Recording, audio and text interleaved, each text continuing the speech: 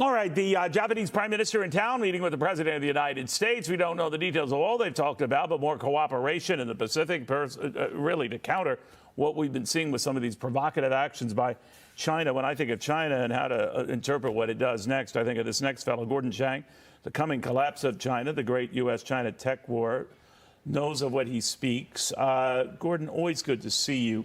First on the Japanese prime minister here, and we're talking about tighter relations and more cooperation in that neck of the woods. What does it mean, more cooperation? What does that mean? Well, certainly on the military front, with the announcements of changes in Japanese military policy in the middle of last month, it means that the U.S. and Japan are really equal partners. The most important thing is that the Japanese said they were going to engage in counterstrike. In other words, attacking an attacker on their homeland. And that means that Japan and the U.S. can work together. Used to be Japan would only defend the Japanese islands. The U.S. would do the tough stuff. Yeah. Now we're all going to do the tough stuff together, which means we really are at a very good point with Japan. All right, so we know this is in response to some provocative actions, even talk and language coming out of China.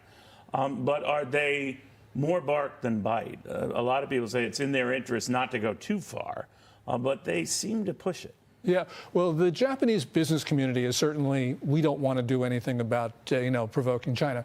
But the national security community really, I think, feels a sense of urgency because they can see China preparing for war.